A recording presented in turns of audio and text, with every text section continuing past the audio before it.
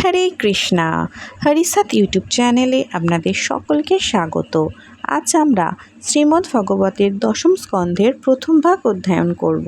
শ্রীমদ্ ভাগবতের সংক্ষিপ্তসার শ্রীল ব্যাসদেব তার পুত্র সুখদেব গোস্বামীকে প্রদান করেন। সুখদেব গোস্বামী হস্তিনাপুরের রাজা পরীক্ষিত মহারাজকে শ্রীমদ্ ভাগবত শুনিয়েছিলেন। পরীক্ষিত মহারাজ যখন জানতে পারেন 1 সপ্তাহের মধ্যে তার মৃত্যু হবে, তখন তিনি সমগ্র সাম্রাজ্য পরিত্যাগ করে পারমার্থিক জ্ঞান লাভের উদ্দেশ্যে প্রয়োপবেশনে রত হন।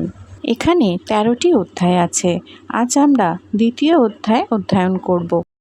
আপনি যদি প্রতিদিন একটি করে শ্লোক পাঠ করেন, ভগবানের অশেষ কৃপা আপনার ওপর বিরাজ করবে। দ্বিতীয় অধ্যায়, দেবতাদের দ্বারা গর্ভস্থ শ্রীকৃষ্ণের বন্দনা।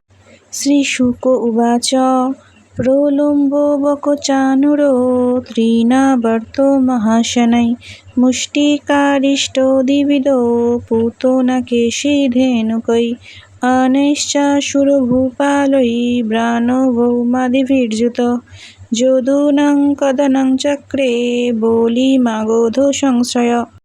অনুবাদ: শ্রীল সুখদেব গোস্বামী বললেন, মগধরাজ জরাসন্ধের আশ্রয়ে এবং প্রলম্ব, বক, চানুর, তৃণাবর্ত, অঘাসুর, মুষ্টিক, অরিষ্ট, দ্বিবিদ, পুতনা, কেশী, ধেনুক, বাণ, নরকাসুর এবং অন্যান্য অসুর ভূপতিদের সহায়তায় পরাক্রমশালী কংস যদুবংশীয় রাজাদের উৎপীড়ন করতে আরম্ভ করেছিল।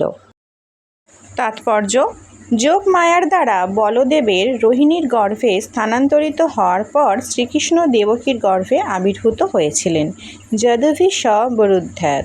যদুবংশীয় রাজারা সকলেই ছিলেন ভগবানের ভক্ত, কিন্তু শাল্ব আদি বহু শক্তিশালী অসুরেরা তাদের উৎপীড়ন করতে শুরু করে।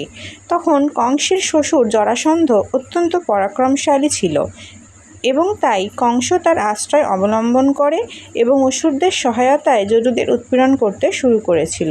অসুরদের স্বভাবতই দেবতাদের থেকে অধিক শক্তিশালী বলে মনে হয়, কিন্তু চরমে অসুরদের পরাজয় হয় এবং ভগবানের সহায়তা প্রাপ্ত হওয়ার ফলে দেবতাদের জয় হয়।